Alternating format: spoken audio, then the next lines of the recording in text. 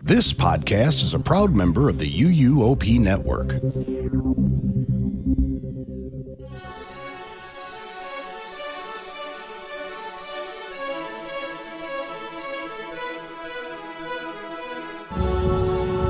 This is episode 694 of the unofficial Universal Orlando podcast for December 23rd, 2025.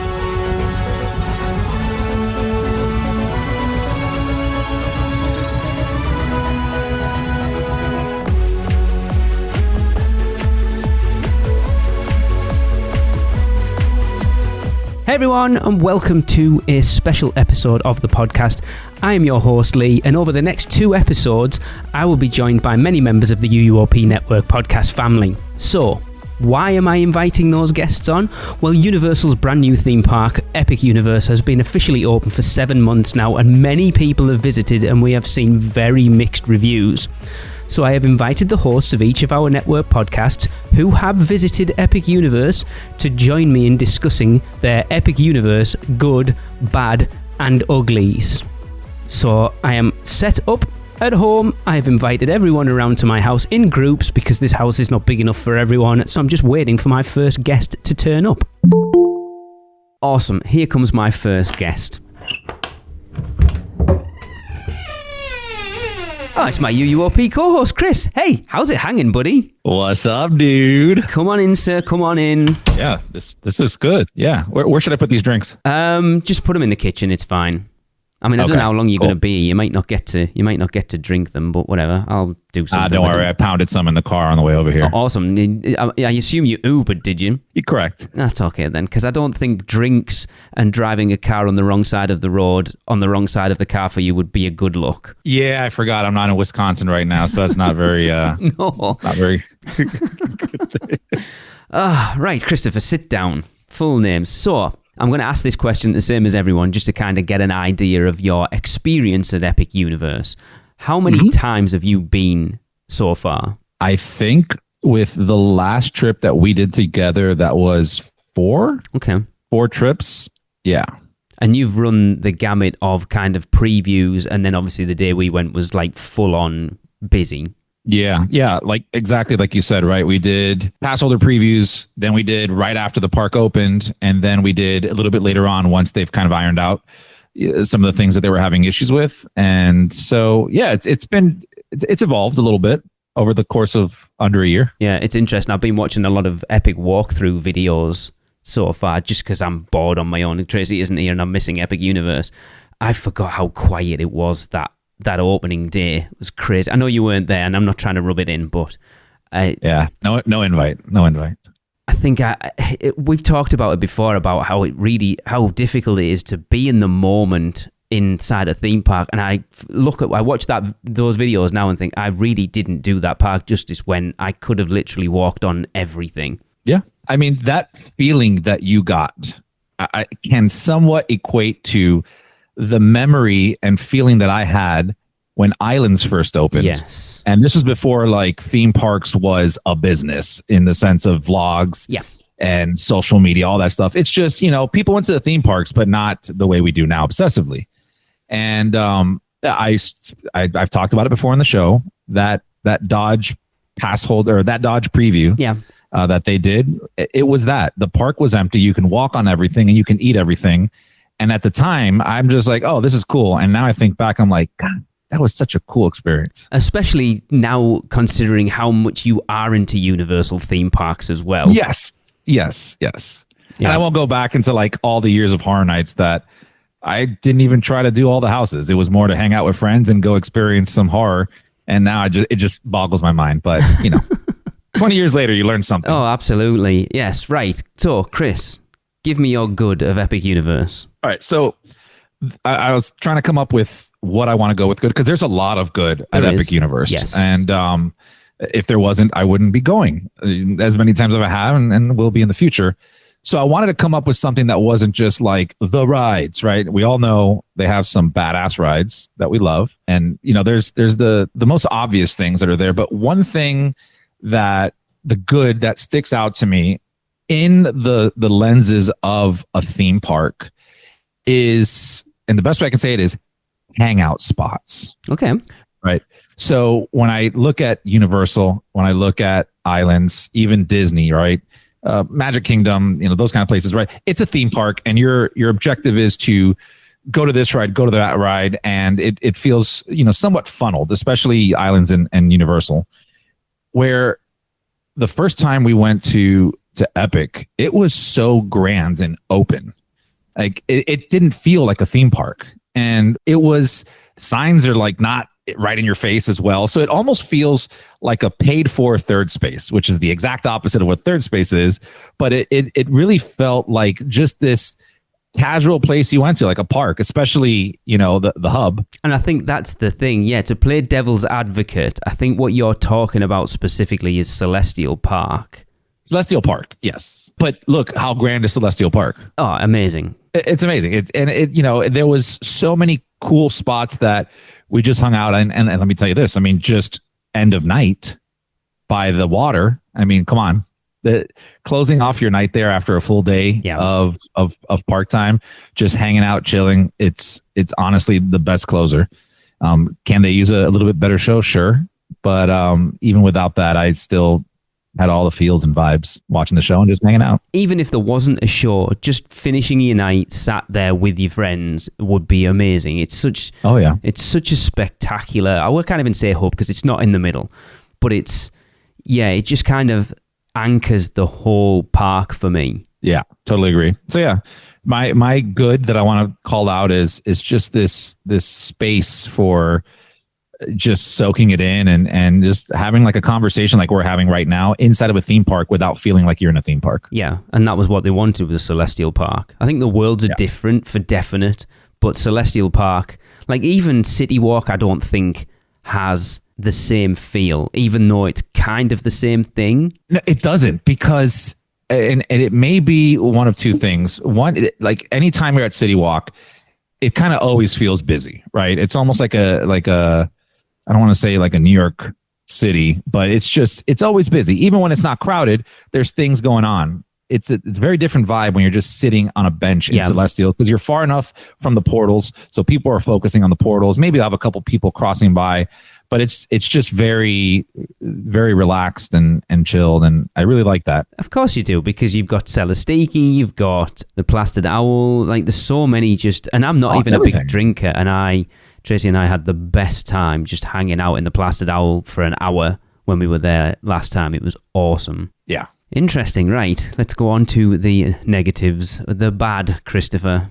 And there's plenty to pick from, let's be honest. There is a lot to pick from. I'm going to pick on one of the things I talk to people about the bad, and that's going to be cost. Interesting. Yeah. The cost is, it's an issue for me. We've seen the cost of tickets to get in there. They are charging a premium. I know they're trying to get their money back, but almost $200 for a day is it's a lot, right? Is. But that aside, I know I don't want to do any comparisons to Disney because I know they already crossed over that $200 threshold for specific days in 26. But the costs have significantly gone up in all facets of things, and I think they used that as a test bed to start doing that in City Walk and the other parks, because I've seen certain areas, right? So, and I'll give you an example. Let's go to a drink, right? I'll use a drink because that's a pretty simple example there. Yeah. On average, getting a drink over there with tip, like $1 or $2, right? You're at $20. That's a lot for a cocktail, for a drink. Yeah. And it used to be, and we'd see it like the Dead Coconut Club and, the Red and Green Coconut Club, right? Like I'm using that as an example, and that's where I think it's leaked over into. A couple of years back, those were closer to about $15 around there. And I could be off by a little bit, but now you've seen the prices there creep up to that $20 threshold where they're like, that's the threshold that they're using for a cocktail. And that's just cocktails. We can go over to food. I don't have a menu in front of me, but I just see like these increases in many different areas. And I'll give it to Epic because they do have a more elevated, in certain areas, they have a more elevated food offering and presentation, all that stuff. So you're going to pay a premium. And I know you're in a theme park, but I don't know, man. I just, I see little things. It's kind of like death by 1,000 cuts when you're going through a theme park. It's a really interesting point, actually, that you've brought up, that Epic is expensive from start to finish, from buying your tickets, from being in there. There are things that are a good value. Honestly, I think that DK float's really good value. I think the mac and cheese cones are fantastic value. Yeah. But the rest of it is elevated. I mean, we don't even want to talk about Bar Helios at this point, because wow. I love Bar Helios, right? And the drinks are great and the food and all that, but coming from somebody who did Strong Water, I'm their representative at this point. I think they gave me some stock over there for how much I've spent. But Alexa and I used to be able to go over there and go a little lavishly, get a few cocktails, grab a bunch of different small plates, and be within a reasonable amount of what it would be at a theme park. Yeah, Bar Helios, I would love to go every single time I go visit. I can't afford to go every single time that I visit. It's very expensive. But the food and drinks, top notch. The views, top notch. But again, I'm somebody where I know theme parks. I know all these things are luxuries, right? And I know they're like a thing that, you don't just go to all the time. I think maybe we got accustomed to that. But then there's like the opposite sides of that spectrum where it's like you're just pricing out a ton of people. Yeah. And as somebody who's been around, and I'm talking for all the pass holders, all the people who have been going for years, right? It's like, it kind of feels like a little slap to the face. We want to support you. We're here. We're rooting for you. Also, don't try to squeeze every dime out of us too. I don't know whether I told you that when we went up to Bar Helios with John and Becky Tyler and Grace and Bree, I didn't drink because it was late and I was tired. So I just had a glass of water. Tracy had a Sprite. Mm-hmm. How much do you think that Sprite cost, Tracy, Chris? I'm going to say $6. It was $13. No, it wasn't. Yes, it was. Did you confirm that they charge you for just a Sprite? Yes. No way. Because John was drinking old fashions. I don't know what Becky had, and we were all trying to get the bill up enough to be able to because Grace and Bree had driven over, so they needed to validate their parking. It was a minimum spend of $50. So we were putting everything on the same tab. Honey, that's like 2 cocktails. Exactly. Yeah. No, I think they all started like $20 over there. The other thing too that just drives me insane is mocktails, where they charge like $15 for a mocktail, and it's like, hey, it's just some juices you're putting together. Yeah, they're good though. I had the one in Goddamn, Dragon 13. Yeah, because I was like, oh, let me know how much it is, Becky, and I'll give you the money back for it. And she's like, it was 13. I was like, what? For a Sprite? Holy wow. Yeah. I was like, it's a good job I wasn't drinking. Look, I nearly fell over spending $85 in the Plastered Owl, to be fair. And you know me, I don't like spending money, but whoa. Yeah. I mean, it's one of those things, man. It's on my mind when I go there more so than just when we would take a trip to Universal or Islands, right? I know I'm going to pay more than I would at any place here at home, but there should be limits to that. Yeah. But you're right in saying that they've upped those prices in Epic, and then they're using that to be able to go, well, we can up them at the old resort as well, because if you don't, people go to Epic and see what those prices are, and then they go to City Walk and Islands and Studios and go, how come it's so much cheaper here? It's 100%. Yeah. And literally, so the one that blew me away was, I think it was last year at one of the themed Coconut Club restaurants. Yeah, I didn't want to get any kind of specialty cocktail. I just wanted like a whiskey with ginger ale, right? And I just got a Makers and ginger ale. And Makers is not a bottom of the barrel, but it's just like a standard, $25 bottle. When I got that with ginger ale, it was $19. Wow. You understand I paid for a full bottle with that one drink. Like that's a bit much. So you think about how much profit they're making off a bottle of that stuff. 1,000%. And what also irks me, and I know I'm talking about just the drinks, it makes me sound like an alcoholic right now. You are, well, you know that. I just, we love you for it. Drink responsibly. You do. Yeah. That's the other thing that irks the hell out of me, is that you get discounts on food, but not drinks where they have the highest profit margin. Yeah. Yeah. You would think it's the other way around. It's like, it was even funny during the media event when we went into the Atlantic and Tracy got the Spice Route Old Fashioned, and like everything in the park was free. So she gets the Spice Route Old Fashioned, and the guy stood there waiting. I'm like, yes, can I help you? And he's like, that'll be $20. And I'm like, what? Yeah, alcohol's not free. I was like, oh. Yeah, I assure you that the food costs are higher than the alcohol cost. But you're right. That's an interesting one that, I think I've said this before. I am as tight as a duck's bottom at home, will not spend money, but put me in a Universal theme park and I couldn't give a crap. It's like $6 for a tiny little cookie? Hell yeah. Yet at home, $6 for I could buy 3 packets for that. Yeah. I'm completely desensitized to it to a certain extent. There has to be a term for it. It's like the theme park, like no price tag. Oh, just get me that. Here's the credit card, no receipt. Yeah, whatever. But yeah, back home, it's like, how much for $1? No, I'm not doing that. But that's how you afford those trips. That's how you afford those Atlantic and Blue Dragon meals, is by not spending all that money at home. Yes. More, sir. Yeah, exactly. More.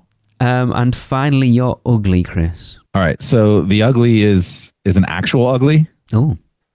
Yeah. So the theme park itself, Epic, I think has a lot of beautiful aspects to it. One of my favorite things there are the benches. And we talked about that when we went through the park. I mean, my God, theme benches throughout the entire theme park. I thought that was really cool. You can really tell that we're proper theme park nerds when we're nerding out over the benches.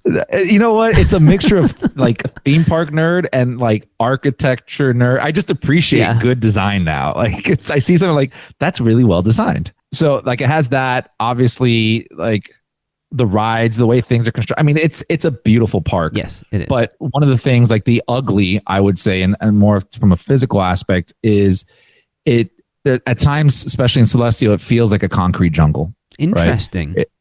And this is something that can change it. And this was discussed when it first opened up, where it's like, oh, it's too hot, blah, blah, blah. It's like, well, you have to have the greenery grow that provides shades. It helps block some of the heat going to the concrete, but even the heat aside, it does need a little bit more color inside there. And I think and they have some fantastic trees and plants. I know they have a whole program for that in specific areas, but Celestial Park in particular kind of feels a little bleak, at least in my memory of like, hey, we could use something here, right? Either a tree, a shrub, something to give it more of a relaxed, homey vibe. I know these are probably not the things you wanted to hear with these questions. These are the things that I think of when going to the park. That's entirely up, but that is something I wouldn't necessarily agree with it. I think Celestial Park is beautiful. And again, I've been watching quite a lot of walkthrough videos recently to see how it is. And it's even more beautiful watching those YouTube videos than I feel that it is in my memory. But that's entirely on you, Chris. Yeah, you know what? I got to go back and watch some videos as well, because I just have very specific memories, and it's not all of Celestial, but it's certain parts that just, again, it's just a lot of concrete, and that's where I feel like they can break up the monotony of that with something else. But I've been wrong once or twice in my life, but I'm sticking to that for now. At the end of the day, when it comes to a podcast, your opinion is everything, and if that's your opinion, Chris, then that's yours, and who am I to tell you it's wrong? Yeah, thanks for that motivation, buddy. Everyone, look, how long have you been on this podcast with me? My opinion is my opinion, and if people don't like it, I couldn't care less. Yeah. I couldn't care less. Well, Chris, thank you so much for joining me in my humble abode, but I am sorry, sir, I am going to have to kick you out because I have a lot of people coming today. All right, let me just put this drink down. I mean, you can take it with you. I'm sure we've got to-go cups. If you go in the cupboard, actually, there's a Surfside Inn and a Dockside Inn. One of those plastic cups. Here? Yeah, that's the one. Yeah. Okay. I've got another one. Take the Surfside one because I've got 2 of them. Ooh, I like that. Oh, is this Tracy's Bubba Tub? Yeah, don't take that. She'll kill you. Okay. So I'm not going to take it, Trace. I promise. All right. I got my cup ready to go. Awesome. It's been fun, man. Okay, cool. Take it easy. See you later, dude. Bye. Bye. Right, who's next?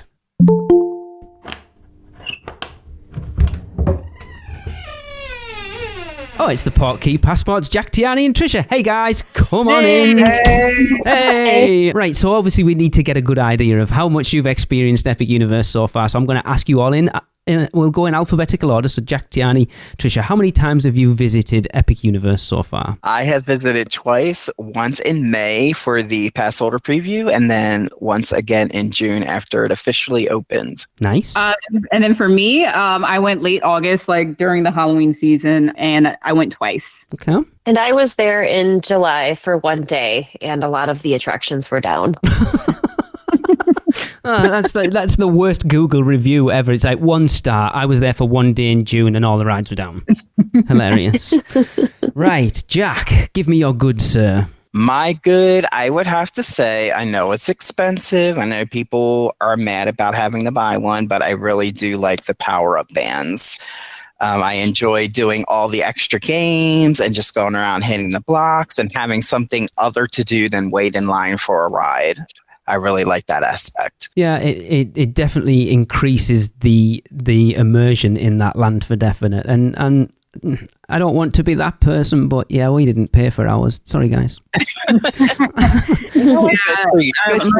husband got the power band. I let him play around because I didn't need it, but it was cool. I still got to participate. Like, you can still participate without the power band, so that was cool. It's just, I know it's an interesting thing, isn't it? Because there's things in that land that you can't participate in if you don't have a power-up band, which I find strange. Yeah. Like, you can't do Bowser Jr.'s challenge if you don't have a power-up band and do all those other challenges. Right. So to do everything in that land, you have to buy a power-up band. Well, that's how they make the money. Well, exactly. And also, they're getting people like me because the game's on the app and you're collecting stamps and stars. Yeah. And I'm not even I'm maybe like a third of what you can get. And I'm just like, okay, I'm ready to go back and get everything.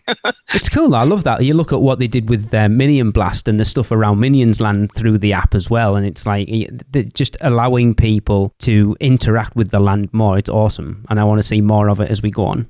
Same. You're bad, sir. Oh, my bad. Well, as someone who has had 3 hip surgeries, the stairs kill me. I can't deal with the stairs. Why are there so many stairs?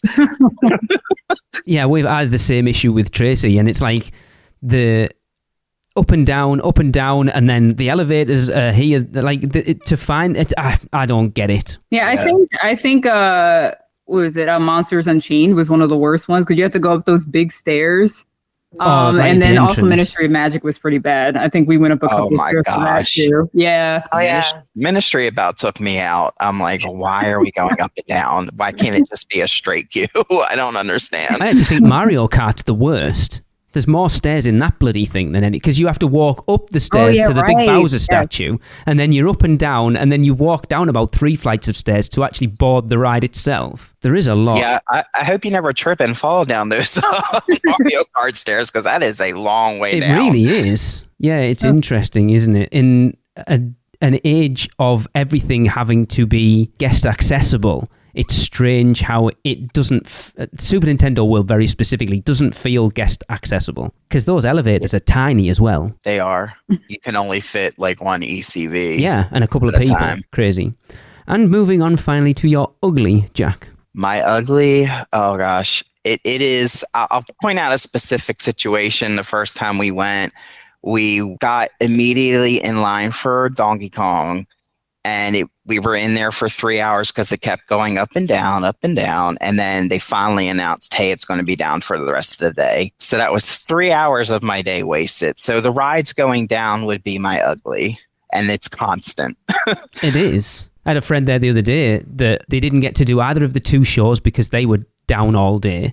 And it's strange, isn't it? Because like Mario Kart goes down all the time, but it's the 3rd installation of that attraction. Like, you get it with Potter, it's a brand new attraction, like they've never done before, but Donkey Kong and things like that is so strange. But then maybe Donkey Kong was up and down because they were feeling left out because it didn't have stairs, so they have to up and down. Is that worth it? Was that a pity laugh? The one ride without stairs. Yeah, and so like, we need to go up and down this. to make people feel like it's got stairs, but it hasn't. Yeah, I know, that was terrible. Womp, womp, womp. Sorry that. Tiani, please pick us up from Jack's down, please. Tiani, you're good, please. Stardust Racers. It is definitely it contends with Velocicoaster and Hagrid's because it is really a fun coaster. and very smooth, very nice. That's why I feel like it's a little bit better than Velocicoaster, because I don't feel like my brain is scrambled at the end of it. But yeah, Stardust Racers, I'm glad I rode it. I was very intimidated by it, so I almost did not. But I was like, you know what? 10-minute wait, let's do it. And for some reason, that coaster always had a short wait when we were there. Nobody wanted to get on it. I don't know why. Because it's scary. Well, I was going to ask a question, and I probably shouldn't, but was this after or before the incident? Before. Interesting. Mm-hmm. Yeah, I was actually kind of nervous that they wouldn't reopen it because of that. But I mean, I don't want to be insensitive about anything. No. That was my favorite ride out of the entire park. It is awesome. And to hear that it was in trouble, I was like, oh, wow. Yeah. Of course. So, yeah. For anyone who's an old school Universal fan as well, it just harkens back to getting a bit of Dueling Dragons back in the park. It is awesome. Mm-hmm. Yeah. And then the Flux capacitor shout out. I mean, come on. Yes. Did you get to ride it at night, Tiani? Yes, I did. Yeah, that was a requirement for me after I realized I loved it. I was like, we have to see this while this park is lit up beautifully at night. You have to. Yeah. It's awesome. I know you mentioned it there about the discussion between how intense Stardust is compared to Velocicoaster. I think Stardust Races is far less intense than Velocicoaster, but a lot of people seem to think that it's more. Opinions, guys? I think you feel the intensity with this coaster in like maybe the G-force of it all. Like you feel like you've left your body behind you. The Velocicoaster is more like you're twisting and turning and it's really fast and it throws you over a drop and you're like, oh my God. And then your brain is left behind you because you've just been turned and thrown upside down so many times. So, like, it's like, I feel like for me, Velocicoaster makes me a little bit more, like, I'll have a headache. Really? I'll feel a little nauseous. Yeah. Well, in Velocicoaster's defense, I was probably not super hydrated and went on a whole bunch of rides back to back. Yeah. That was the final. That was that water, girl. That'll do it. That was my first ride on Hagrid's, getting off and Michelle turning around, sat in front of me, like waiting to see my face beaming with happiness, and I was like, I'm going to throw up. But to be fair, I'd just flown across the Atlantic and went straight to Voodoo Donut after getting to the hotel. So I'd been up about 24 hours at that point, hadn't really eaten or drank, and then rode the back-to-back of Forbidden Journey and Hagrid's. Just kind of, it did its thing. Oh, gosh. Exactly what happened. I know. Yeah, I know. Yeah, Journey can mess you up. Yeah, I told you that. I woke up with a headache. It never left me. And then I was like, oh, yeah, I'll get on Hagrid's, then Forbidden Journey, and then Velocicoaster. No. Wow. No, that is a trio. That is a 1, 2, 3 punch that is destined to kill anybody. It was bad. I'll never do it again. Wow. Never. Trisha? I have not ridden it either. I actually have a heart condition, so I'm very careful about what I go on. Okay. But I live with 2 thrill seekers, and they preferred Velocicoaster and rode it at least 3 times back to back. I lost count, and I started shopping. So there's always a silver lining of not riding coasters, isn't there? Maybe not to my wallet. No, but that's true. Yeah, fair, especially at Universal. Tiani, you're bad. My bad is that there was no hot butter beer in Ministry of Magic when I went. Yes, so because it did debut last week. They heard you calling. They heard your guest survey response, and were like, "Guys, we need to get it in there. Tiani's never going to come back if we don't have hot butter beer." Right. And I asked when I asked someone who was working in the land, they did say it as if it was in the works. So I knew that it was coming, and they probably got that question a million times because he was ready with an answer. So I'm happy it's there now. I wonder if it will be. Like, because they didn't debut it there then, I wonder if it is going to be a seasonal thing there and keep it like year-round in the other 2, but keep it as a seasonal thing in Place Cachée. That would be interesting. I don't know. People tend to like hot butter beer. Like, it's the elite of the butter beers. Because it is. It is the elite. Yeah, exactly. It's my favorite. Oh, I'm in winning good company. Trisha, please tell me hot butter beer is your favorite. No, it isn't. I like Wizarding beer better. Oh, that's fair. I hate butterscotch. I'm sorry, folks. Yeah, you're in Tracy's corner. That's fine. Tracy's answer to butterbeer hot frozen or regular is pumpkin juice, but then they don't even do the pumpkin juice they used to do anymore. So she'd probably agree with you and have a dragon scale instead.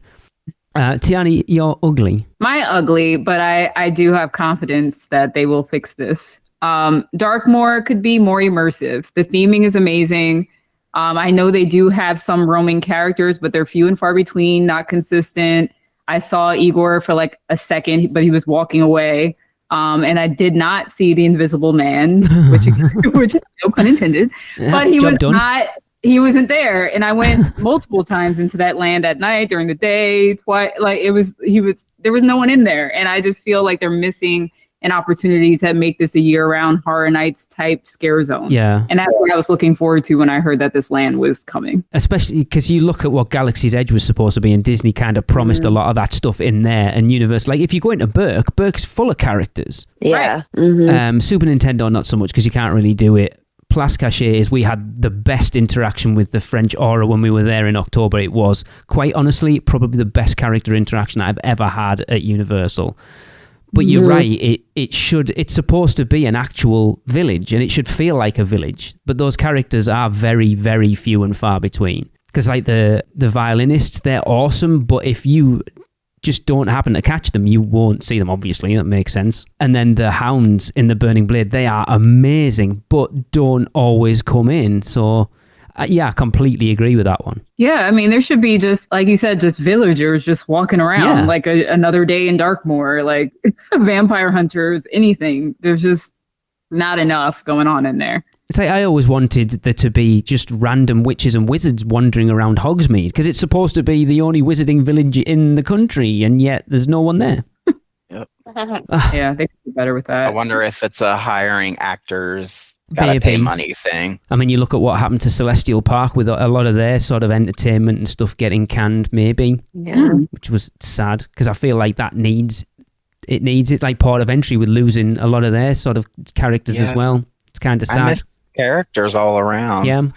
That would made the parks for me, especially old school Universal. Yeah, you think it's like you remember the rides and attractions, but it's those interactions with not just characters, just team members and people at the parks, that the things that you remember. Yep. We had the best interaction with the wand maker. She like explained like what characteristics a wizard should have for like each of the wands, and it literally felt like my daughter was in that movie. Awesome. And this woman was like showing her which, like, having her hone in on which wand was best for her. And then when we were going around and doing the wand tricks and stuff like that, like my daughter, she's almost 12, but she was like a 7-year-old. She's totally immersed in it. It was just like, it brought so much joy to my heart. And I'm so sad that we don't have more of that. Yes. And I think a lot of that comes down to people, sadly. As we said, look at what happened with Art the Clown at Horror Nights this year. We see it every year with Horror Nights. There's usually some character, or even, what was the name of the elf that was getting stalked all over the place? Tally the elf. Tally. Look at that. It's crazy. Over in Disneyland, the poor Wicked, the queen, she's gone now. It's people. Wow. Like you said it before, Jack, this is why we can't have nice things. Because of people. Behave yourselves. Gosh, act like you go out of your house once in a while. Or just don't and stay in your house. We'd much more appreciate that. If you don't know how to act, stay home. We want characters. Exactly. Finally, Trisha, we can move on to you now. Trisha, you're good, please. I had to say Hooligan's Grog and Gruel, especially the cone meals or whatever. Yes. I love those. When I was a kid, there was this Italian deli in my hometown, and they made something called a cone witch, and it was these. And I haven't had one in 30 years, so going in there and seeing that, I almost cried over freaking macaroni. This is why we love Trisha. They are amazing. But the new one that came out, was it last week or the week before? Tracy is in South Korea. I woke up to a message. There's a new cone in Burke. Someone needs to go and try it now. I will go and try it. Isn't it a Thanksgiving one? Yeah. Oh, yeah. Holiday one. They are so good. I hope they keep it through Christmas. They're a really good value. I think the thing is as well with theme parks, they're really filling. They're not small, and they are reasonably priced, I think, for what you get as well. Yeah. Trisha, you're bad, please. I would have to say the design of Super Nintendo World. I know we'd mentioned the stairs, but I'm taking it in a different direction. Okay. And that is, it is a noise and people funnel. Yes.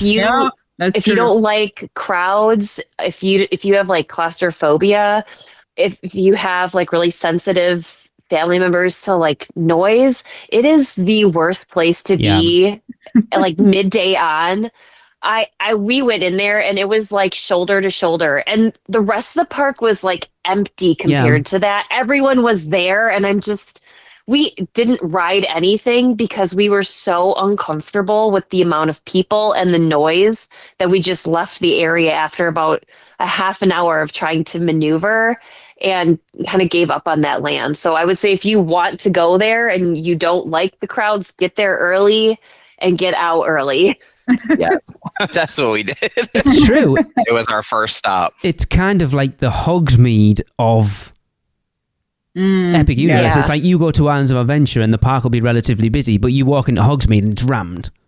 And Super Nintendo World feels like that. And I feel sorry for anyone who has anyone in their family or party who is neurodivergent walking into that land, because there's someone that, I mean, isn't diagnosed with any sort of neurodivergency, but that doesn't mean I don't have it. I find it overwhelming. Yeah, we went the last weekend of Halloween Horror Nights. The park was empty, but not Hogsmeade. It was shoulder to shoulder. Always.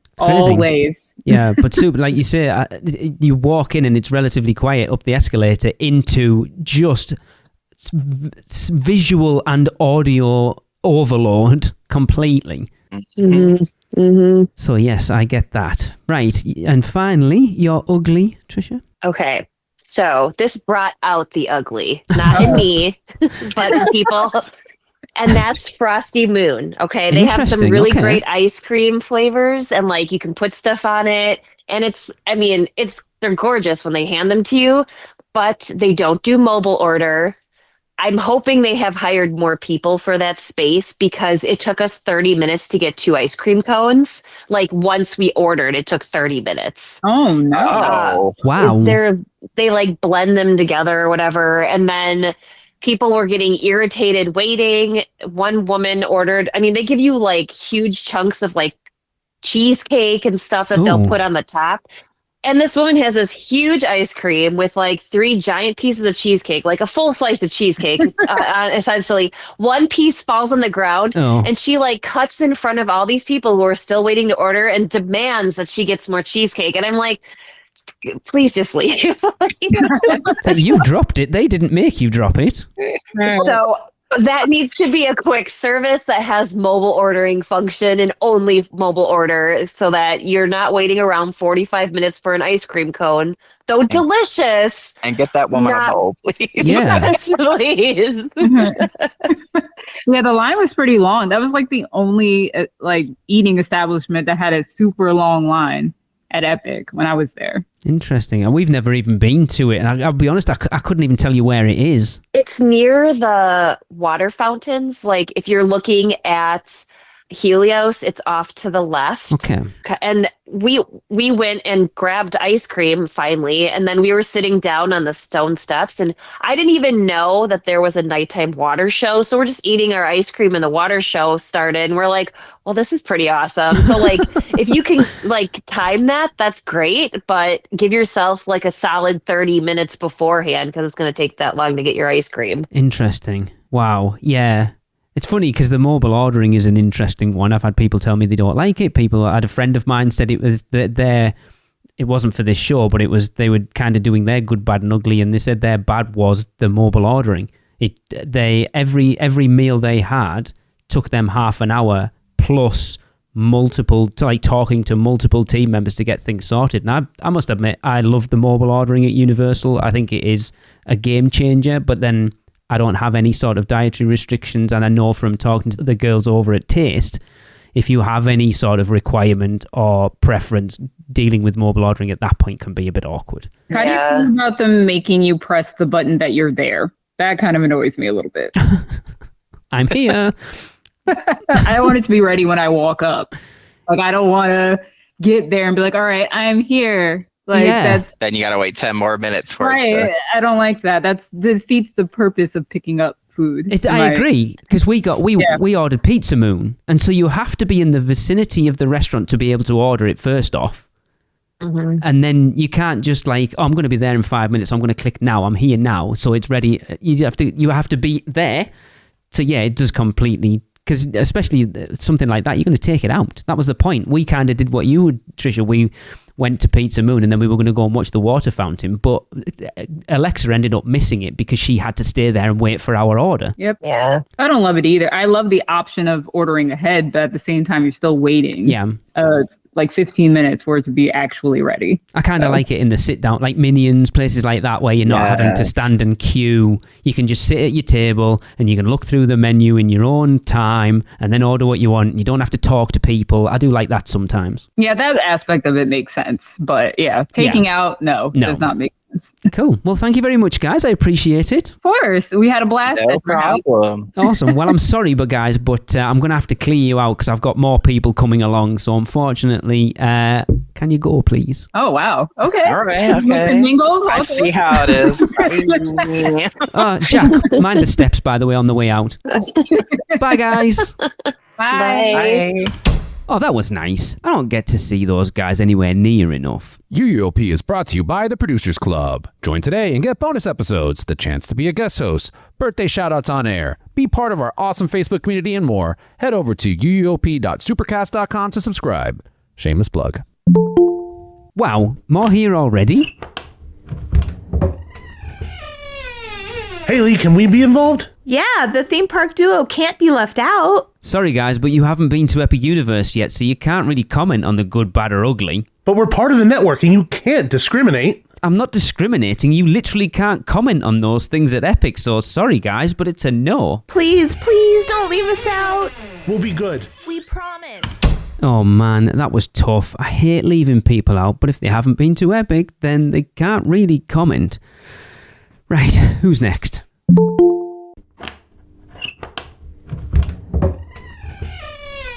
Oh, awesome. It's Russia Fears Kenneth and his big dumb stuff co-host Kyle. Hey, gentlemen, come on in. Hi. Hello. Nice to see you guys. I'm very excited to talk to you two. You are two. Don't tell anyone else, but you're the two I've been most looking forward to talking to on this podcast. Oh. Hopefully no one hears that. Where can I put this casserole that we brought? Is that okay? Yeah, just put it on the counter at the back. It's fine. Okay. I brought chips and dip. Awesome. Is that okay? Yeah, that's fine. I mean, you're not going to be here long, so I might just have to eat them on my own later, but that's fine. I appreciate it. Yeah, that's right. fine. So before we get into talking about your Epic Universe good, bad, and uglies, we need to know where you're coming from as far as your visits to Epic. So Kenneth first, then Kyle. How many visits have you made to Epic Universe so far? I think most of my visits were during the preview period when team members were allowed to bring guests. So I've been 9 times, but only one since the park officially opened. Okay. And I've probably been about the same. I also went during the preview period, and then we've only been once after the preview period. So yeah, 9 or 10. I've been a lot before it even opened, but since it's opened, I'd say 10. So how recent those one trips after opening? How recent are we talking? Like full on crazy mental Epic Universe, or like opening days Epic Universe? No, this was on my birthday, which is at the end of September. So it was very, very recent. Okay, recent enough that you've got a decent view of the park as it is now. Now the sweaty masses have descended on it. It had a chance to settle a bit. Yeah, and get a little ugly. But it did. We'll see if it did. It did not. Right. Again, in alphabetical order. So, Kenneth, we're going you first. Your good first, please, sir. The good to me of Epic is it's hard. It's hard because I think the things that are good about it are also kind of the downfall. It just depends on your outlook. But to me, it's the way that it invites you to just like go all in on being part of this world that you've entered. That it does better than any other park I think has ever done.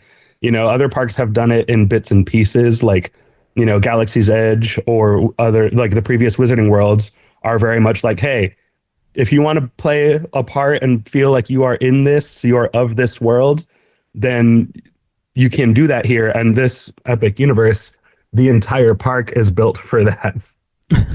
Who brought the dog, by the way? The airline we took lets dogs be a carry-on. All right, so well, that's it was fair. Easy. Yeah, Okay. chips and dip and a dog. And a casserole.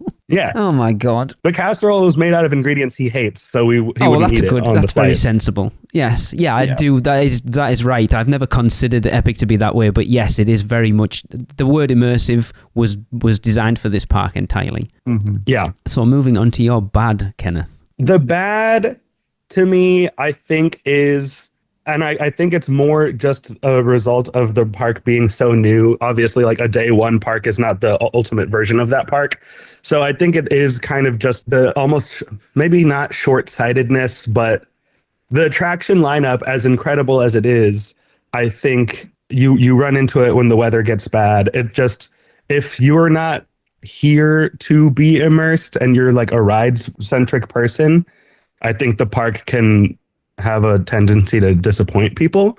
I think that's a problem with the people more than it is the park. But I think that like the ultimate park should cater to both of those kinds of people. You know what I mean?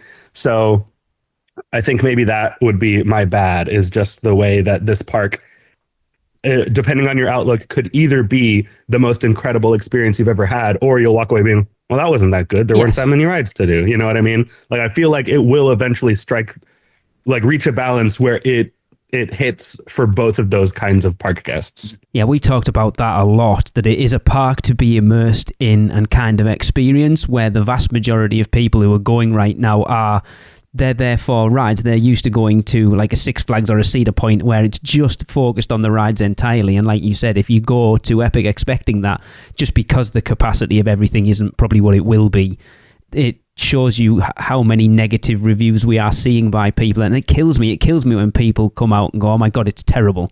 And you're like, it really isn't. You just need to change your mindset a little bit. But yeah. Every time I hear that, I'm like, what park did you go to? Like, that's crazy to say it was terrible. You're wrong. You're just wrong. I have a friend from work who brought his mom the other day, and his mom said, I'm never stepping foot in those other parks again.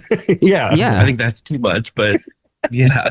But it's so, because people go just for the rides, and because the capacity isn't there for it right now, they come out disappointed. I'll be honest, because like you guys, we were there, very privileged position, got when there was barely anyone in it, to going in October when it was rammed and seeing the cracks in the paintwork, of sort of seeing it from those people who'd had the negative experiences, because you don't want to stand in an 80, 90, 100, 200 minute wait for something and then potentially for it to go down as well, which is happening a lot still. Yeah. Okay, and finally, your ugly, sir. The ugly, I think, is just a byproduct of the theme park era that we're in, but it's the upcharges of the experiences, like it started with the wands, you know what I mean? Yeah. So it's the wands, the power-up bands, these like unbelievable experiences that I think make those areas, like, I think Super Nintendo World, without playing the power-up band mini key challenges, like, to me, that's the main event of Super Nintendo World, is those power-up band games. Yeah. And the fact that you must pay extra in order to experience those, or to fully enjoy that and do the Bowser Jr. Shadow Showdown. To me, that's a little bit of the ugly, I guess, is that this land was designed so awesome, but to really get the full experience, you've got to pay more. I thought they let you do that. Do they? I think they do. They'll let you play the games, but I don't think you can do the Shadow Showdown without the band. I thought that you could. I'm not 100% sure. Well, if that's the case, then there's no ugly. I love it. I don't, but I understand what you're saying. It's like, I think a lot of the theme park experience is that upcharge. Now, when you look at like themed drinks and food and all the rest of it, so to fully experience a trip to a park like Epic Universe, it's going to cost you A, to get in, B, for your wand, your power-up band, plus all the food and stuff that you're going to consume when you're there, because you have to have everything there. It's not a cheap trip. So yes, I think your ugly is still valid. The food, I wouldn't consider, because obviously, like, there's no park in the world where you're going to go in and you're going to be able to eat without paying for it.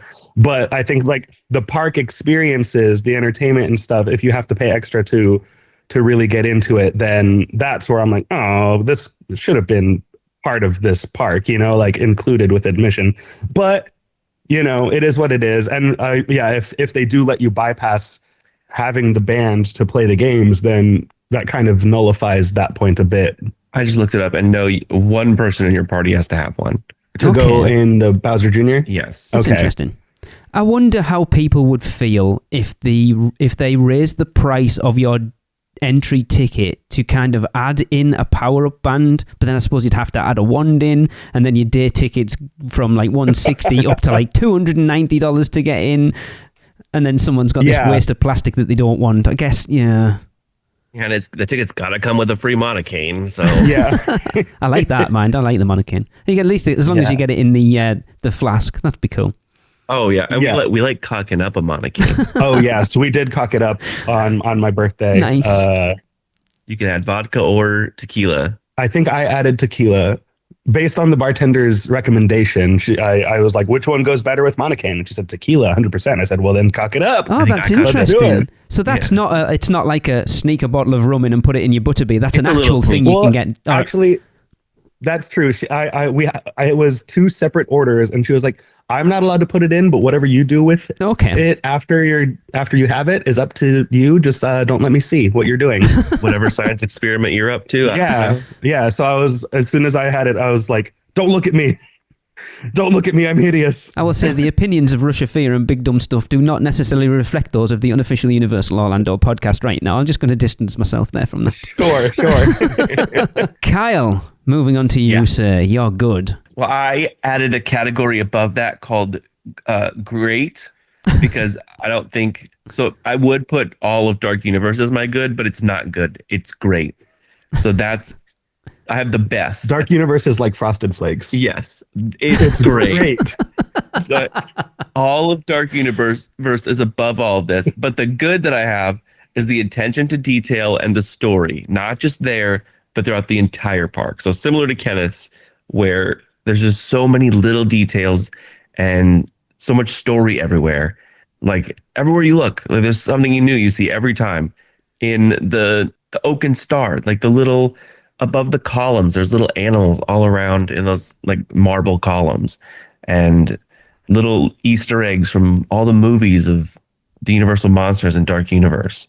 And even Harry Potter, there's so many rich little details that I love that they did. Yeah, I wish there was a resource somewhere where all that story was there. I know, yeah. Especially Dark Universe. Like, I want them to do some sort of show or like backstory, because there's this Battle of Darkmoor that you have to like ask the team members about, and all the people. But there's all these stories in Darkmoor that I want them to either do I wish they would have done a comic book like the merchandise. Cool. Yeah. But yeah, there's so many little things that I love in that park. It's like there's a friend of mine who was a lighting technician for Ministry of Magic, and she told me about a lamppost, a lamp thing, I don't really know what you call it, and it's the Occamy with the light underneath it and the bug, and I couldn't find it for the life of me because we were looking for something that it wasn't. And the last time we were there, I messaged and went, look, can you tell me where this thing is? And she went, oh, it's down here above this, just underneath there. And I turned down, so it's just to the right of the entrance to the Battle of the Ministry. And I was at the main street, I turned left and instantly saw it. It's about 5 feet tall. And I looked at Tracy and went, how have we never seen that before? Because it's this huge thing, and we were looking for like a tiny little thing hanging off a lamppost.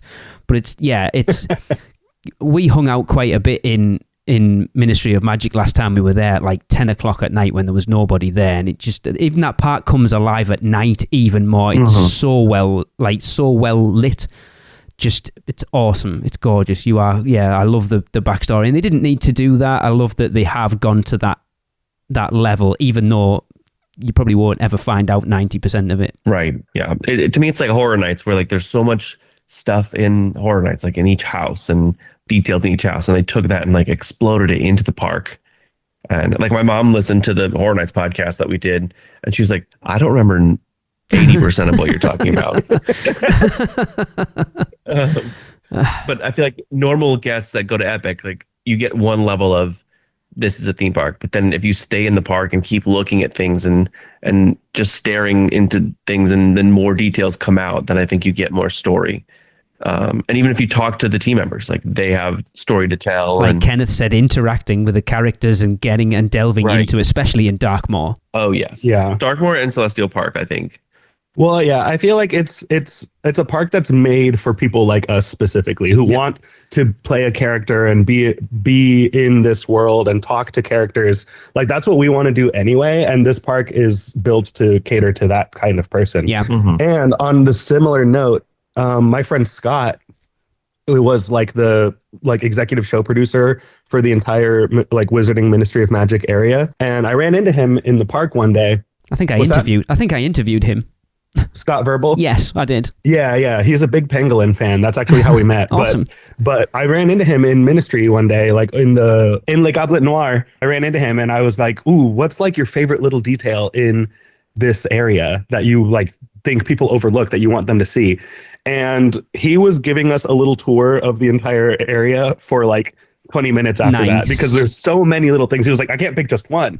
Of just Goblet Noir or of... No, the whole, all of Place Cachée. Yeah. Awesome. Kyle, moving on to your bad. All right, my bad is that the Ministry of Magic needs more to do. I think that adding something else there will pull the line from Harry Potter and the Battle of the Ministry with less people, because that's the only ride they have there. Yes, they have the show, and the show is amazing, but it needs one more thing, and hopefully we get that eventually. But yeah, that's my bad.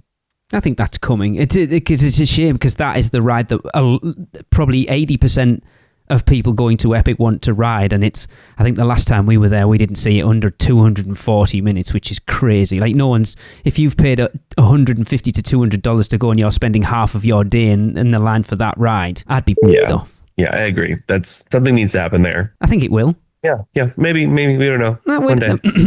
I'm sure it will. Yeah, I mean, we'll see. Apparently, places are already reporting it at the moment. I don't know. And then finally, your ugly. All right, my ugly is that there is not enough entertainment in Celestial Park, and they need to bring the characters from that land into that area. Yes. Like, oh yeah. Bring us Vincent Various. Bring us Maya the Explorer. Bring us Captain Cacao. I want all those characters walking around, like inviting. When they announced that, I pictured it like Port of Entry, Islands of Adventure, where you could walk in and like, this is a place where explorers are, and that's where they live. Yeah. And that is what that place is. Like, I want the Pizza Moon character. I want the Atlantic character guy. Welcoming outside. Every store and restaurant should be like Toothsome. Yes. Where like the character is actually there and you can interact with them. And not necessarily in the restaurant, but like outside the restaurant saying like, oh, hello, I'm Mr. Atlantic. Do you want to eat my lobster roll? Come on in. The Blue Dragon. We should have the Blue Dragon as a character. They keep talking. Yeah, we ate a Blue Dragon last time and they kept talking. Oh, this is the founder's favorite thing. I said, what's the tell us the lore. Yeah, that's true. The person who kept bringing our food out kept mentioning characters and lore, and we're like, wait, what are you talking about? We want to know everything. Come back. Explain it. So if that character was outside and we're like, hi, what's your favorite dish? Yeah, then I would have loved that. So I think that would also bring that land more to life, and having something. I don't know if there's anything on that main stage, but I don't want like a cover band. I want some weird thing you can only see there. Yeah. So like the equivalent of the band in Place Cachée, but specifically Celestial themed. Yeah, like talking about what happens in Celestial Park and the stories that happen there. Yeah, because like so obviously the sort of park open thing with the Kronos is quite special, but it's very, very short. And then even the fountain show on a night is it's cool and I love it, but it's kind of anticlimactic. Mm-hmm. Yeah, those are cool, but that's not even like, I just want more life. Yeah. I think having characters that live in that land, walking around, interacting with guests will bring that land more to life. And it's funny, when we did the sort of grand opening event at the media event on the Wednesday night, they had a lot of the Celestians there, and it was cool because they were there. It's like you look at Port of Entry now, when they've taken away the pirates or they took out the mayor of Port of Entry and the explorers, that land loses so much, and Celestial Park would benefit from it. I mean, you've mentioned it there, Kyle. I'm actually genuinely surprised they don't have a Captain Cacao meet and greet character. Yeah. I think Captain Cacao should have his own dark ride, similar to like the Figment ride, but good. Similar to like, I think it should be a little boat ride. Yeah. Oh, yeah. Like a little Small World, like their version of Small World. Just another nice family dark ride starring Captain Cacao. And he's going through each portal, and they're cutesy monsters, and they're handing him like marshmallows or something. Oh, they do like a Charlie and the Chocolate Factory thing, but with Captain Cacao. Oh, yeah. There you go. Them going because they explore the cosmos, looking for new candies and stuff. Yeah, that would be cool. All the and they look like puppets. I think they should look like little puppets. It's not real. All right, let's get to work. Yep. Right, as I said at the beginning, I'm going to throw a bit of a curveball in for this one for you two, just specifically because it is you two. Oh, okay. Right. So I want you, on top of your good, bad, and uglies, I want you both to come up with a big, dumb thing from Epic Universe. Oh, the whole thing. That's tough. The whole, that is the biggest, dumbest place in the world. Yeah. Every single thing in there will be an episode. Yeah, eventually. I mean, okay, hold on. But if I'm trying to be a little bit more specific, a big dumb thing in Epic. I mean, the Blue Dragon. You know what I like is in Gobber's, in his forge, the fact that his dragon is animatronic and sleeping. Yeah. And just that to me is the biggest, dumbest thing where the first time I saw that, I was like, this is a whole animatronic that is just here so that people can see it. Mm-hmm. And it doesn't really do anything. It's just asleep. This is the best. This is so dumb. They spent so much money on this little piece of atmosphere that many people will not ever see because they don't look that closely. Yeah. They're just walking through to get to the ride or the restaurant. And the incredible thing is just sitting here. I love that. Yeah, I agree. And then I can't find a specific in regards to that, they built a whole room in Ministry of Magic that no one can go in just to make it look bigger. Oh, true. That's pretty big and dumb. This big dumb room with a big dumb statue in it that no one can go and look at or touch, and just to show depth. Yeah, so you can put screens in the back of all the memos flying around. Yeah. That's cool. That's true. But I think number one to me, the biggest dumbest thing is the Chronos. I love it. Okay. Yeah, that's true. The Chronos is awesome. Awesome. Yeah. Well, thank you guys. I really enjoyed having you pair on. Again, I love your podcast right now. It is the podcast that I look forward to the most every week. It is hilarious. Thank you. Well, thank you for having us. Yes. You're thank welcome. You for so we flew all the way here and now are we being kicked out or can we just hang out in your backyard? Yeah, can we go look at what's it called? They're building the British Universal. Oh yeah, how far is that? Can we walk there from here? No, it's about 5 hours away. You're a bit far away from this point. And it hasn't been built yet. You've got about walking. and 6 years before it gets built. Yeah, but we want to look at the dirt. Yeah, I want to see the dirt. We'll sprint there. It'll be fast. Yeah, it'll be 6 hours. Unfortunately, my house isn't that big, and I've got a lot more guests coming in, so I'm going to have to clear out, guys. I'm sorry, but don't be strangers. Well, enjoy the chips and dip. We got passports for this. Yeah, we got passports for this. Okay. Steven Spielberg handed us passports for this. Goodbye, Kenneth, Kyle. All right, finally. We'll bring our dog. We'll bring our little dog too. Bye, guys. Bye. Oh, I absolutely love those guys. They are hilarious. That was so much fun. Right, anyway, I better get cleaned up before the next lot arrive. I wish to go to Universal.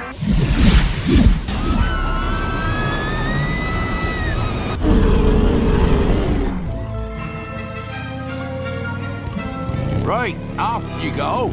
We'll beat to the edge of the Forbidden Forest. Where can our vacation wizards take you? Just tap the port key at portkeyvacations.com and let the magic begin. Ugh, no rest for the wicked.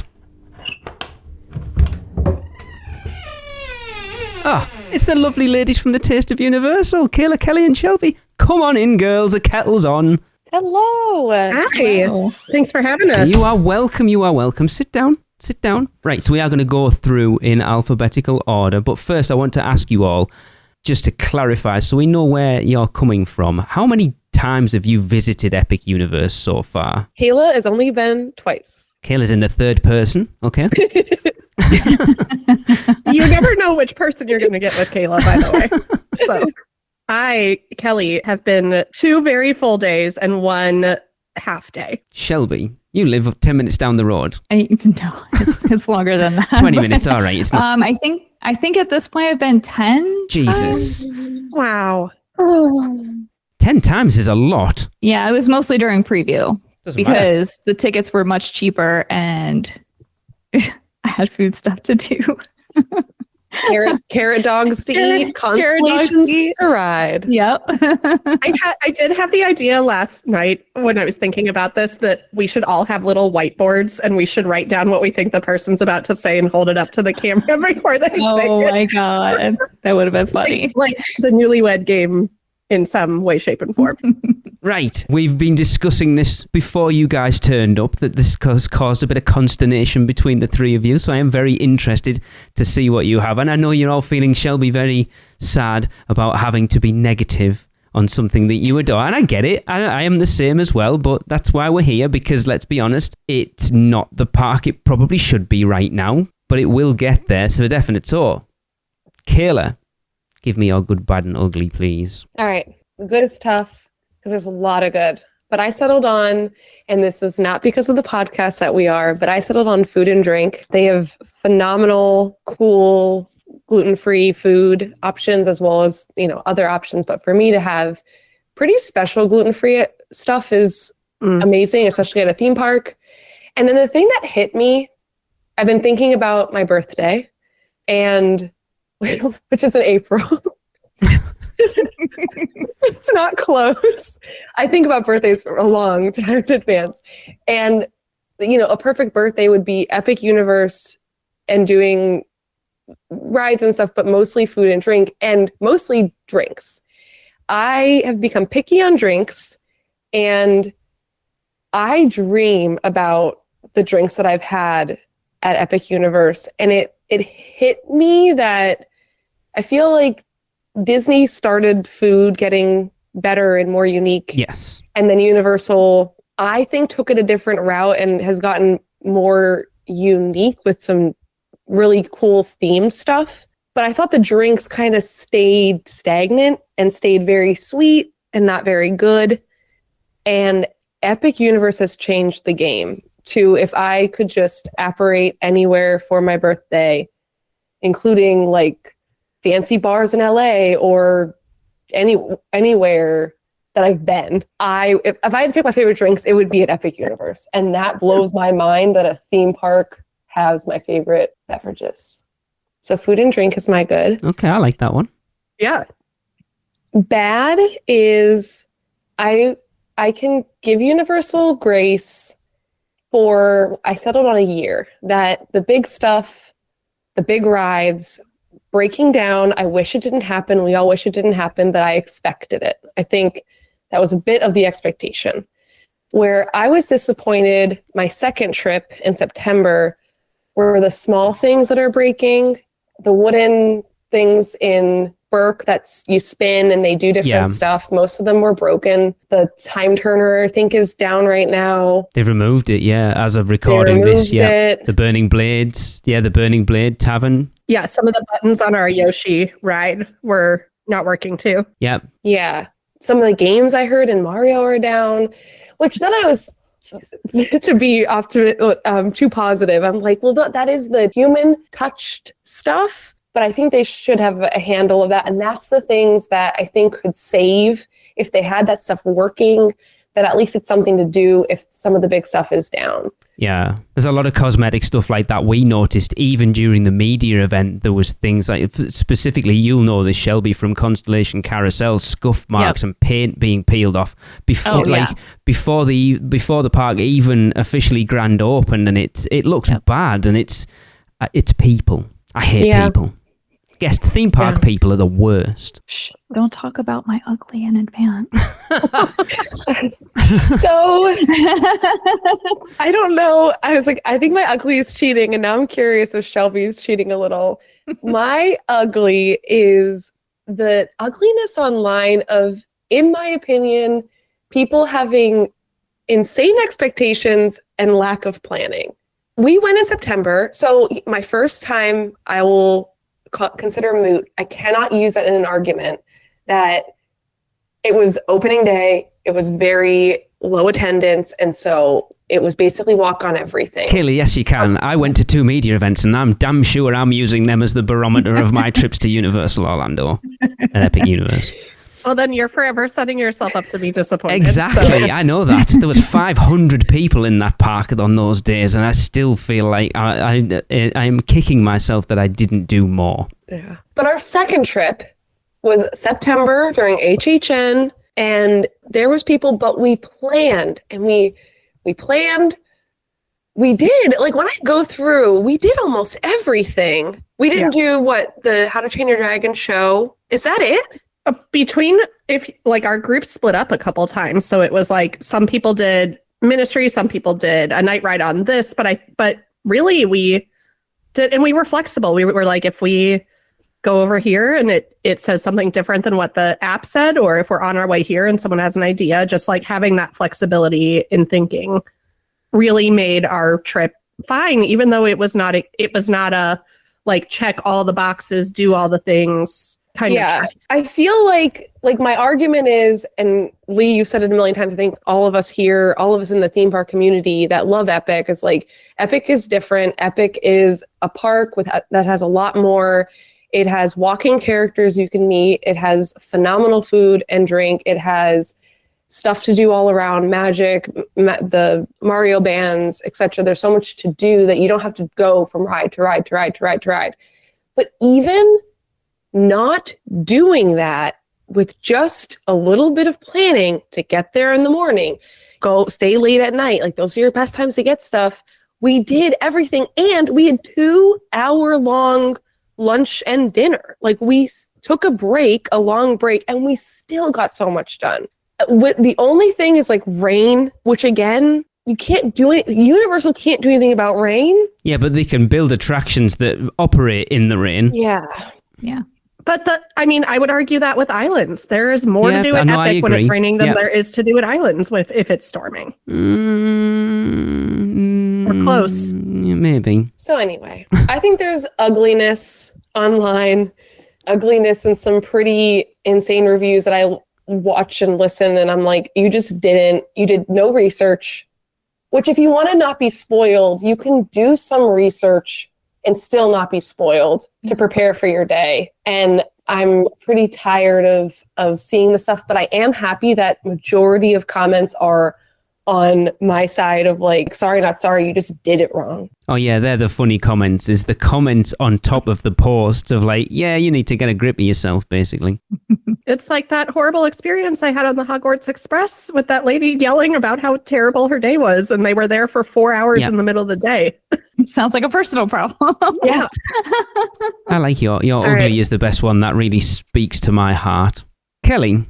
Do I really have to end on a poor note? I don't like this. I know, Lee called me out for that, but Kelly had more of a problem with that than me. It was absolutely me.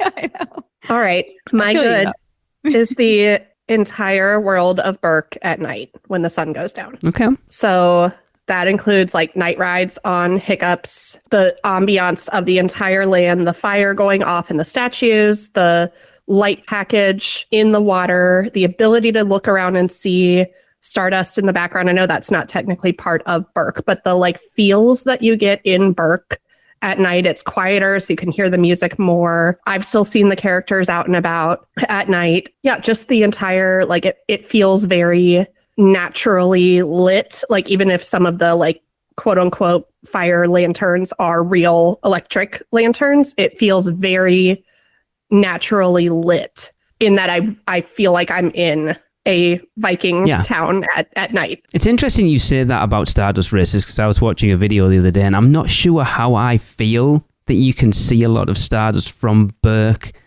I kind of like it, but I also don't like it. And that too will change. 15 years from now, a lot of those trees will be tall enough to cover some things. But like, if I was in a Viking town and there was no light pollution, maybe I'd be seeing comets and shooting stars and things flying by. So that's my really silly counter argument to that. But you guys know how much I love Burke in general. It's got so many of my favorite things. I think it helps with it being the most complete world at Epic as well. Yep, for sure. Come on, put your big boy pants on and give me your bad and your ugly. My bad is just the general overwhelmingness of Super Nintendo World. That there is nowhere to escape visual stimulation, auditory stimulation. It's very compact. It's very busy.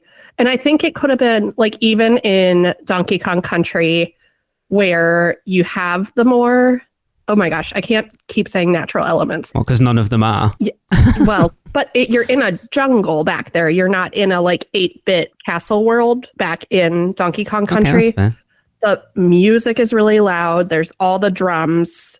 Like there's just nowhere. Everything's busy. Everything's bright. That's cool. That's fun. And I get why this is some people's world, but it is some people's favorite world. It might be someone's whole world. I don't know. But it is not my favorite world by any stretch of the imagination. And it's really hard for me to spend a long time in there without getting overwhelmed or not feeling great.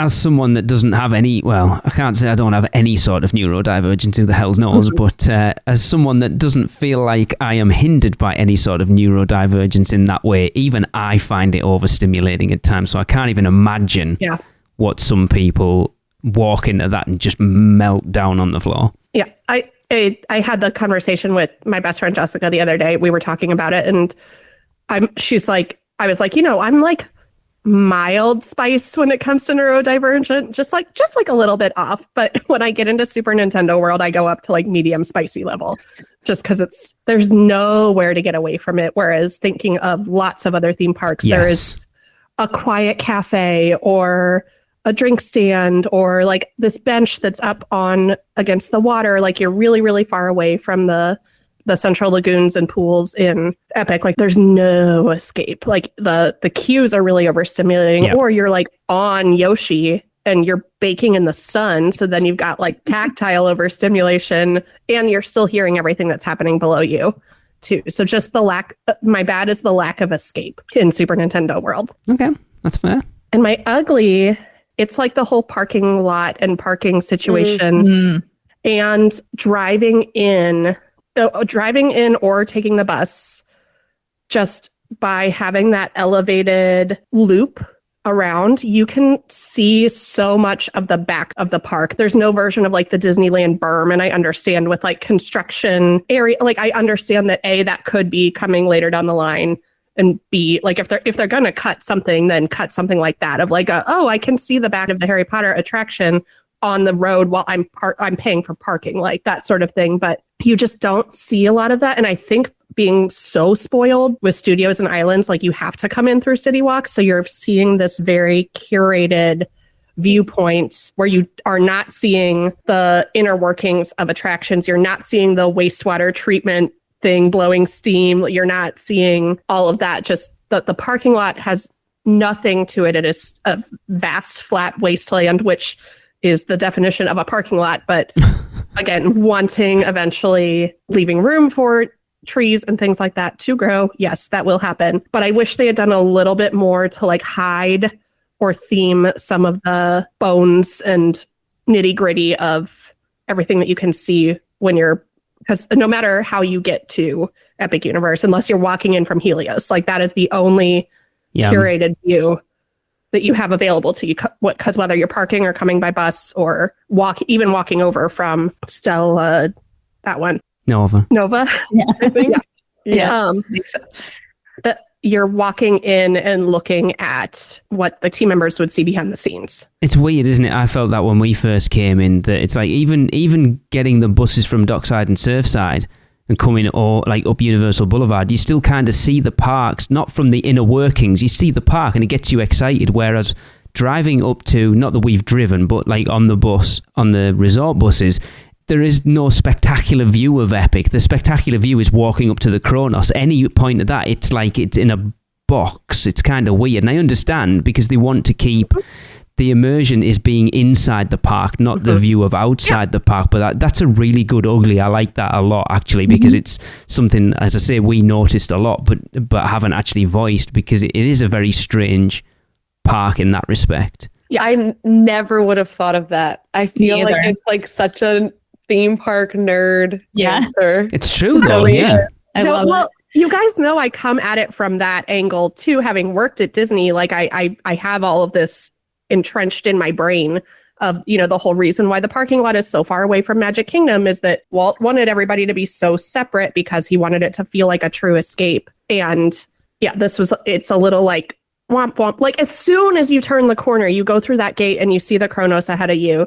I forget about all of that. Yeah. But when I'm driving in and I'm stuck in traffic and I'm like, there's the fire hydrant and there's garbage trash compactor, not fire hydrant. I don't know why I said that. No, but there probably is a fire hydrant exposed. You get to see the back. You can see the back of the big sort of tiki statue thing at Donkey Kong. You're like, oh, I know where I am. There's no spectacular view of Epic outside of that, looking directly into the entrance of the park. Yeah. And that has to happen height-wise in one way, shape, or form, no matter what direction you're coming from at any theme park. But when I was thinking about something ugly in Epic, the only thing I could think of was the parking lot, and that led me to the whole the way that you come in. Yeah, I really like that one. Yeah, cool. Right, Shelby's good is Constellation Carousel. Shelby's bad is the people on Constellation Carousel, and her ugly is the scratch marks caused by people on Constellation Carousel. Ding ding ding. Shelby, you're good, bad, and ugly, please. It should be though. That would be funny if she went right. My good is Constellation Carousel. Well, I can leave now, right? No, of course summarized not. Everything for me. Bye. No, but my good is Celestial Park. I think they've done an amazing job in the worlds, and I do feel immersed when I go in them, but I also feel like I'm still in a theme park. Celestial Park feels different. It does feel like a park as intended. I just think I wish that the creative team could get their creative juices flowing a little bit more for things like that. I know Universal depends heavily on IPs to bring people in, and I understand that, but there's something special within those people's brains that brought Celestial Park to life. It's like, I know Lee and Tracy, you guys, and I think we all love Port of Entry and Islands of Adventure.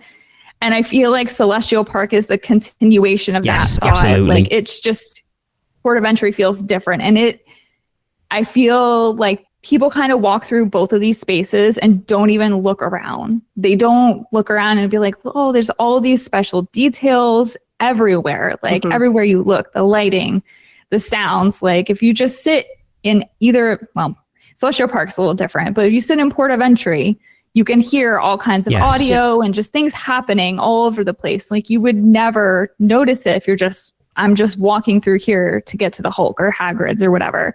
And I feel like Celestial Park's the same thing. People just walk through it because they're going to another land. And I wish people appreciated it more because I think it's a really, truly amazing place.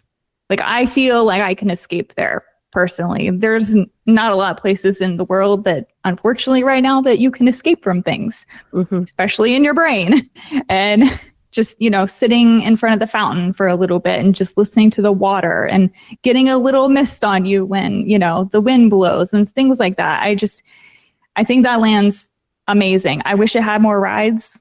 I think they could have done a little bit more, but I think Celestial Park's amazing in itself. It is a creative feat. It is. It kind of takes me what I was going to say when we were talking before about people sort of how they deal with Epic and getting and complaining and stuff, but it's because a lot of people have described Epic Universe as the Epcot of Universal, and look how long it took people to kind of come round to what Epcot was, and maybe it's going to be the same. That learning curve for Epic's going to be a lot steeper because people, especially a lot of people that will have gone to Epic this year, aren't necessarily a Universal or Disney people that are used to theme parks.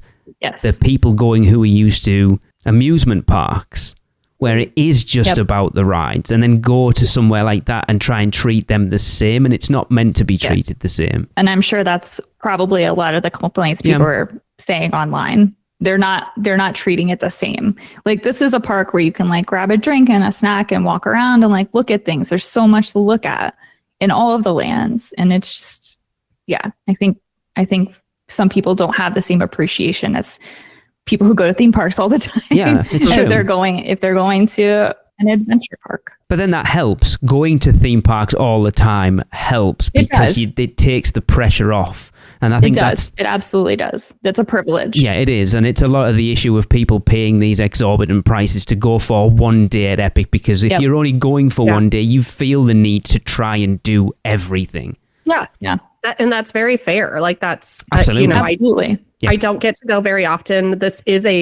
I'm not in a place in life where it is not a financial sacrifice for me to love theme parks. Like it is, I budget for this being one of the things that I love every year. It's not a drop of a hat. Like, ooh, I'm free next week, and all of a sudden, let me fly down and buy a $200 day pass to Epic. Like these are things that I consider. And yeah, like living in the age that we live in, not going into anything completely blind.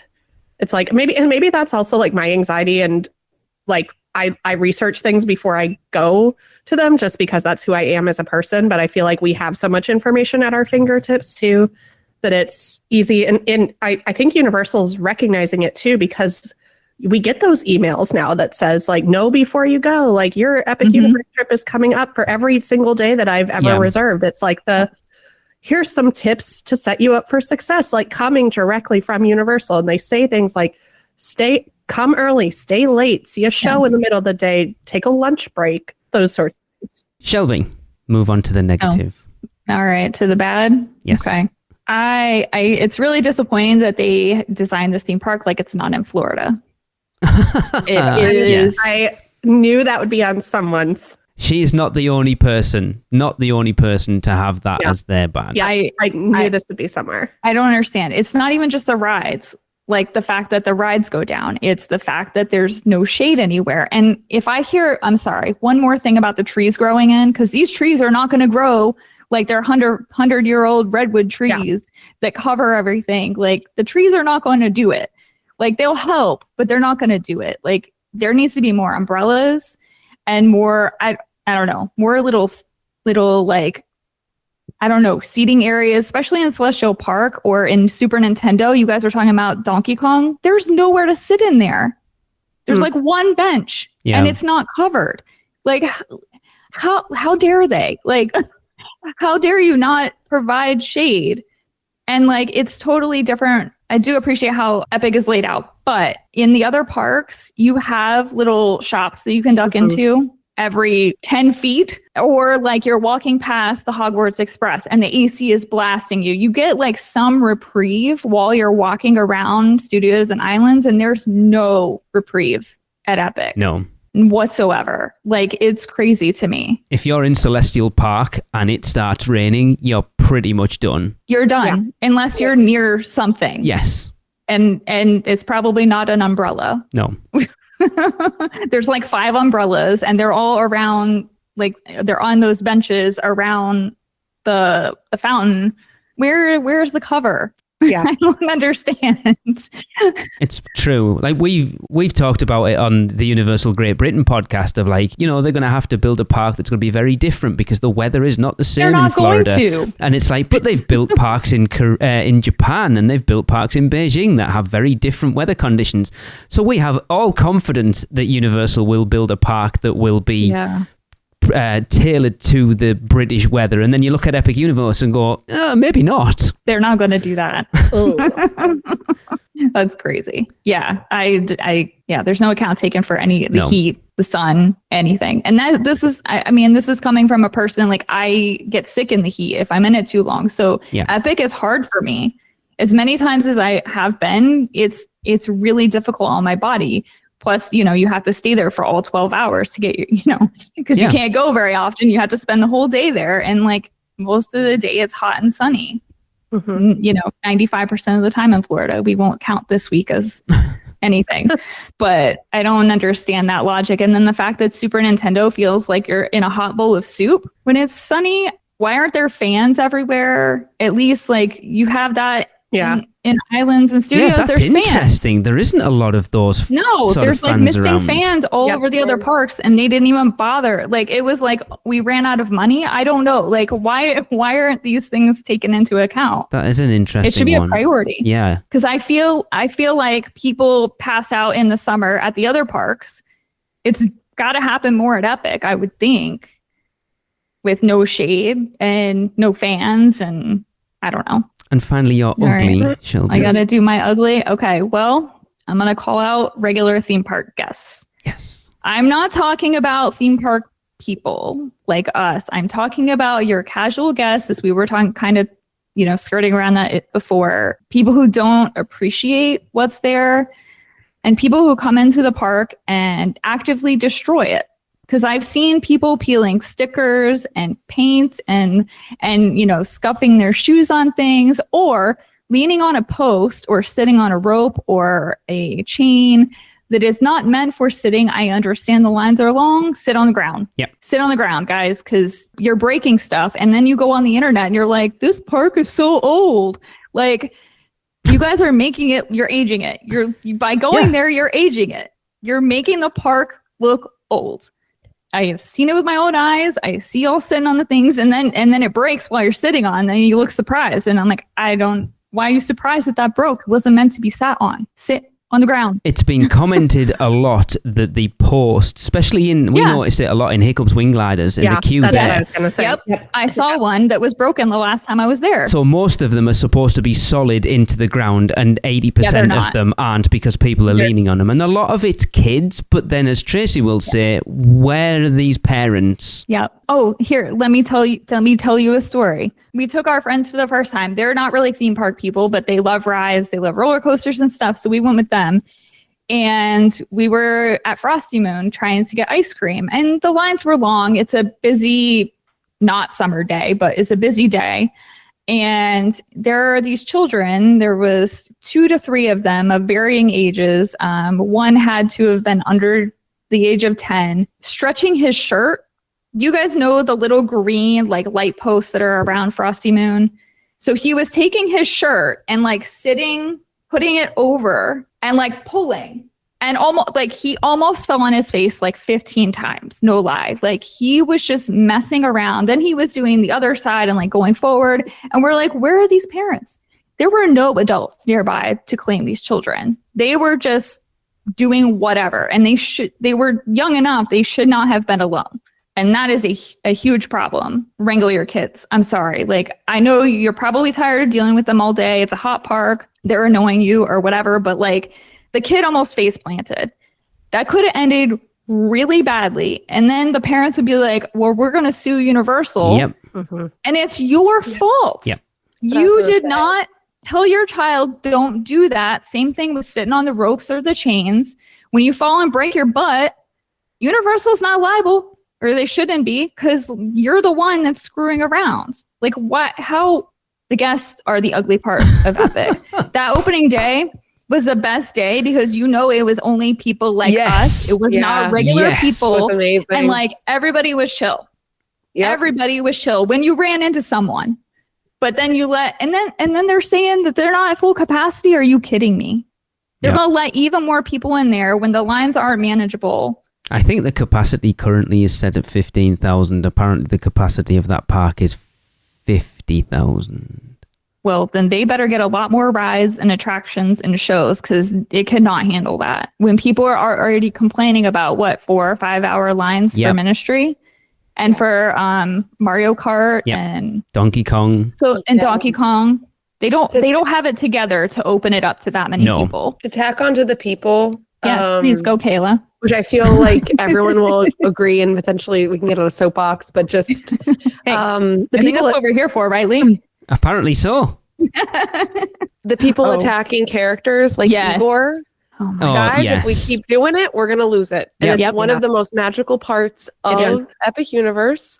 Yep. It was potentially going to be a bad that I really want to meet DK and I don't know when he comes out. But it's all I ultimately didn't say it because I think it's better that there are characters like ours, like Igor, that you just naturally run into like you would in your real life. And if we attack these people, if we are physically touching them, or if we're in their faces with phones trying to get clout on a TikTok, we're going to lose it. They're not going to be able to do it.